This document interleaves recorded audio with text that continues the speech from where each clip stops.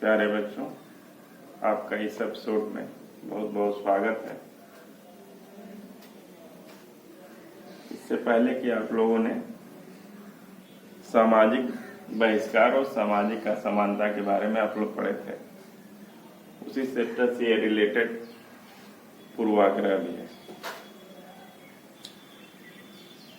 पूर्वाग्रह का मतलब होता है पूर्व से लिया गया निर्णय।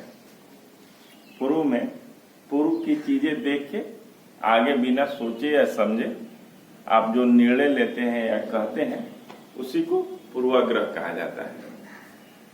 पूर्वाग्रह सकारात्मक परिप्रेक्ष्य में नहीं लिया जाता है।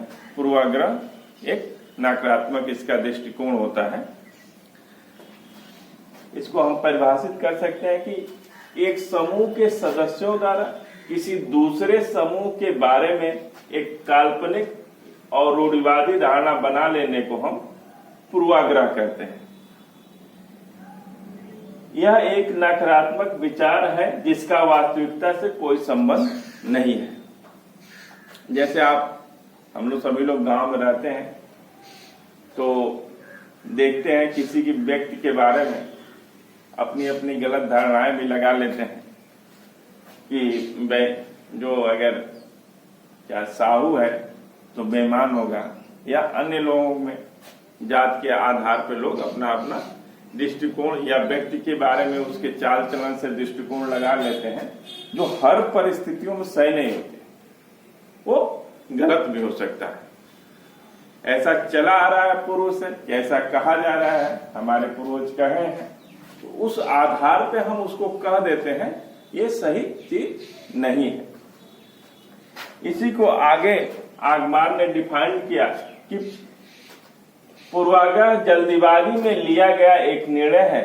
पूर्वाग्रह जल्दीबाजी में लिया गया एक निर्णय है जिसका परीक्षा किए बिना ही हम किसी व्यक्ति या समूह के प्रति अपनी राय बना लेते हैं। जिसका मतलब परीक्षा किए हुए भी हम अपनी राय व्यक्ति पर या समूह पर बना लेते हैं, ये आगमार कहते हैं।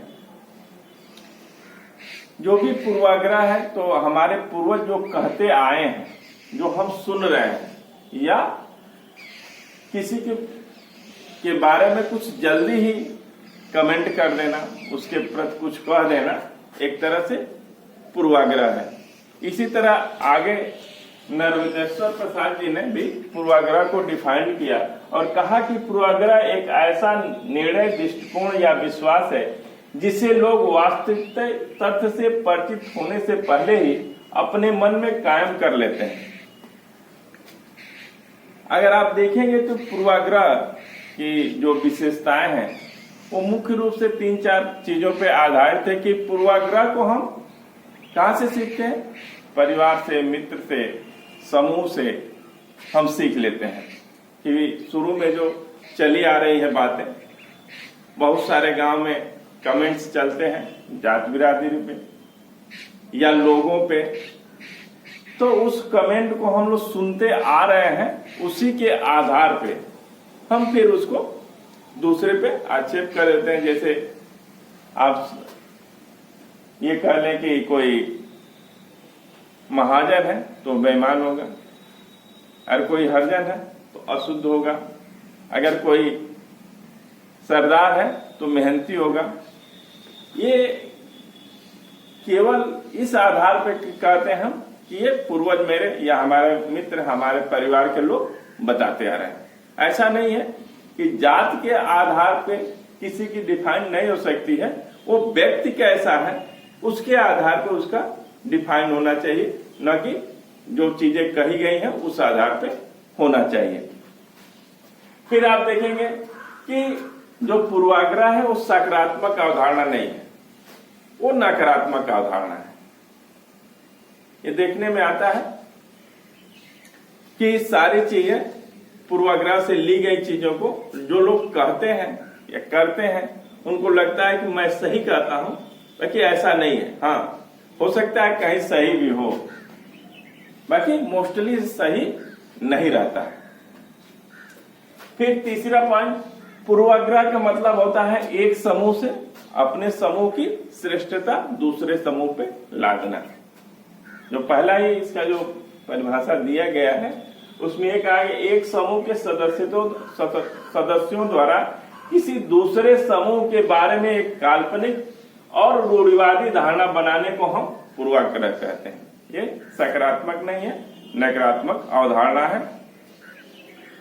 अगर हम अनुसूचित जातियों के बारे में अगर कहें कि जात पूर्वाग्रह या अनुसूचित जातियों के बारे में कहें कि पूर्वाग्रह है कि ब्राह्मण शुद्ध होते हैं, हरिजन अशुद्ध होते हैं, तो या राजपूत बलवान होते हैं, ये सारी चीजें सही नहीं है।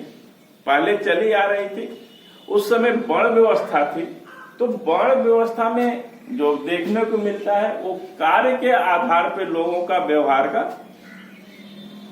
व्याख्यायित किया जाता था। वर्ण व्यवस्था में जात व्यवस्था की बात नहीं थी। जो व्यक्ति जो कार्य करता था उसको उस वर्ण में रखा जाता था, उसी को धीरे धीरे लोग वो जात व्यवस्था में डाल दिए और फिर पूर्वज जो है उसको उसी धारा में मोड़ दिए। आज की वर्तमान स्थिति आप गांव में देखेंगे तो ऐसा नहीं है।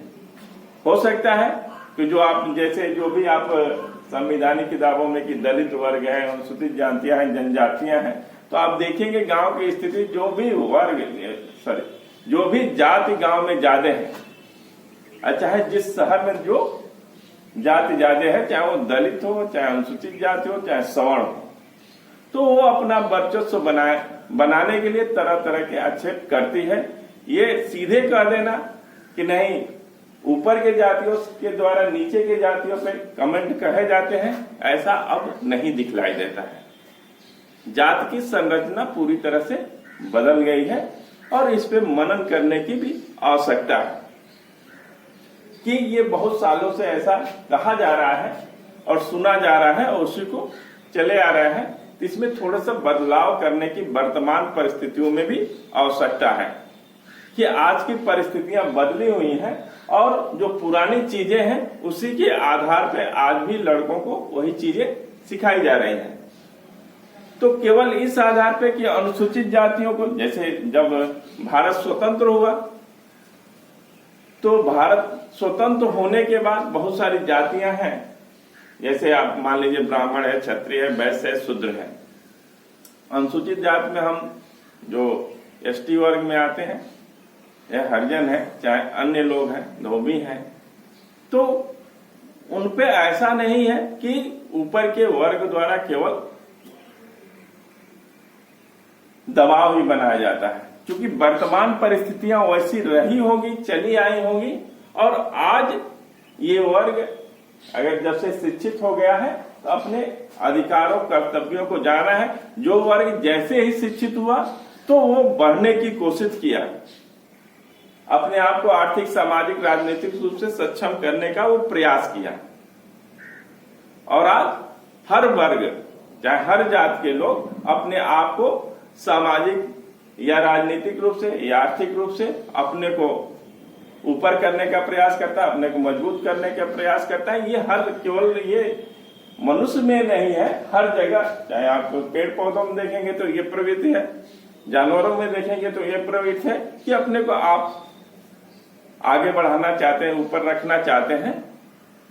तो जो वर्ग जैसे या जो जाति जैसे ही सक्षम हुई, वो पढ़ने लिखने, अपने अधिकारों के बारे में जानी, तो उसे सचेत हुई और अपने आप को समाज में अहम भूमिका में लाने का प्रयास की। तो आज जो पूर्वाग्रह की बात चल रही है तो केवल इस आधार पे कि अनुसूचित जाति का पूर्वाग्रह या दलित जातियों के पूर्वाग्रह की बात करना थोड़ा सही नहीं है। इस पे अभी बहुत सारे संशोधन करने का भी विचार बनना चाहिए समाज में, क्योंकि अब अगर देखेंगे तो सामाजिक स्ट्रक्चर बदल चुका है।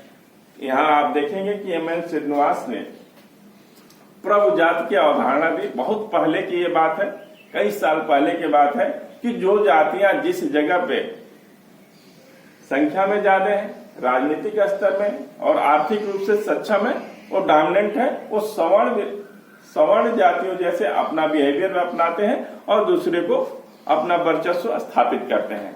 तो आप देखेंगे अगर यूपी में अगर प्रभु जाति में देखेंगे तो यादव बिरादरी अगर उधर की तरफ दक्षिण में कमार है, रेड्डी है, वो अपने आप को ऊपर उठा चुके हैं, पाटीदार है वो अपने आप को ऊपर उठा चुके हैं।